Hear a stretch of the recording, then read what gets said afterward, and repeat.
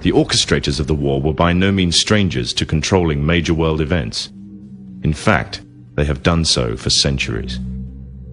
From the shadows, they have engineered every major war, revolution, and recession. They control everything you read, everything you hear, and everything you see.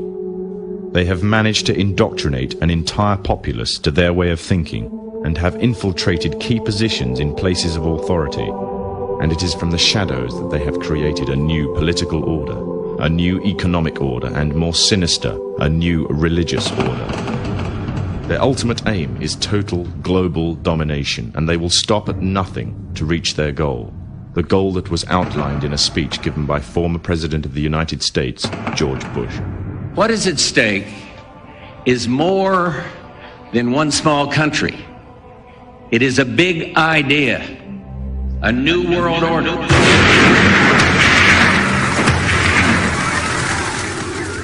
However, the origins of this global plan were not created in the offices of the White House. In reality, their roots lay in another war. This time, the year is 1095, and the place, Clermont, France.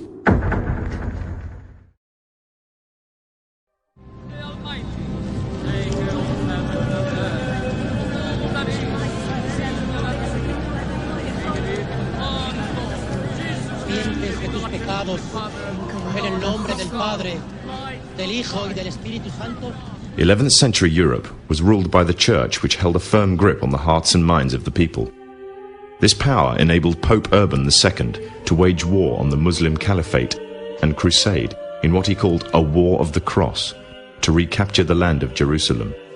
It had been under Muslim rule since the year 637, but in 1099 this rule was brought to a bloody and sudden end. In the name of the cross, women were raped and murdered. Children were put to the sword, and it is said that blood ran in the streets knee-high to the horses. Out of this land of bloodshed and terror, a group of men arose. Men that would stop at nothing to get what they wanted, no matter what the cost. 20 years after Jerusalem was taken, the Dome of the Rock was seized by a group of warrior monks calling themselves the Knights of the Temple of Solomon, or more simply, the Knights Templars.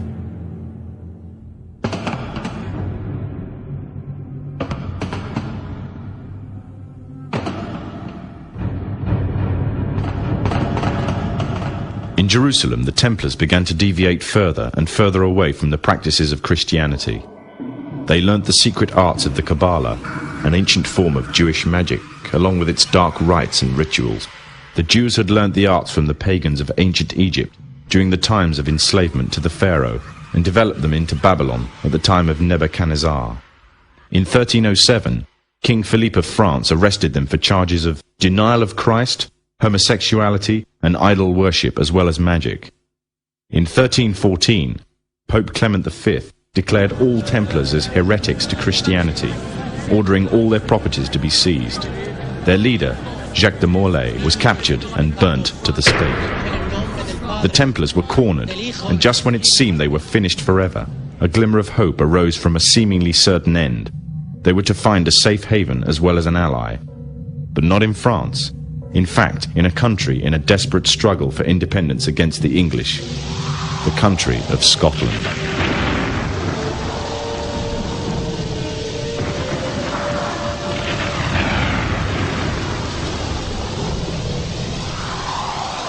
For some, Scotland's hope of independence had died with the death of William Wallace. However, to the King of Scotland, Robert the Bruce, the arrival of the Templars gave him a new secret weapon. Their experience, gained over 200 years of fighting the mighty armies of Islam, had made them expert in combat and warfare, and more than a match for any army brought before them. In 1314, the Templars, allied with Robert the Bruce and his army, took to the fields of Bannockburn in the long-awaited showdown with the English. Robert the Bruce's foresight paid off. The 25,000-strong English army suffered a humiliating defeat at the hands of only 6,500 men. The dream of an independent Scotland had finally been achieved. The Templars had brought themselves back from the brink of destruction, and never again would they allow themselves to be destroyed. This time they would control the country by controlling its kings, and in order to preserve their secret order, the Templars would have to die, or more precisely, the name would have to die. The Templars, who had escaped Europe, were finally laid to rest in Roslin Chapel, Scotland, which stands to this day as sign of their presence in Britain. Their descendants became the true power of Scotland.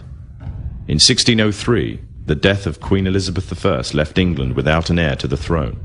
By virtue of descent, King James V of Scotland became King of England. In doing so, Scotland and England joined to form a new kingdom, and the power that the Templars held over Scotland spread to give them a firm grip on the whole of Great Britain. For over 100 years, the Templars concealed their activities, fading into the background until they were little known and little remembered. However, they did not cease to keep a firm grip on Britain. All the time they were planning, regrouping, and infiltrating positions of power in all corners of the kingdom. In 1717, the Templars made their reappearance in Europe. They had grown in both number and strength, and were now ready to coin a new identity, free from their reputation of the past, and given credibility by none other than the monarchy and aristocracy of England. And the name they chose for themselves was a name that would be known by many, but understood by a few. This new name, the Freemasons. The new identity and the grandeur of its members afforded the Masons with respect and dignity. The first royal member of the Freemasons was Frederick, Prince of Wales. The latest members include Prince Philip, the Duke of Edinburgh, and consort to the current Queen of England, Elizabeth II, who herself is a grand patron to the Masons. However, behind closed doors, the Freemasons were free to indulge in the secret rites and rituals handed down to them by their ancestors, and these became the basis of their levels of membership, called degrees. The Freemasons were not content with power in Britain alone. Their ambitions were far greater. In the years to come, the world would witness Europe and America being plagued by wars and revolutions, each more devastating than the other.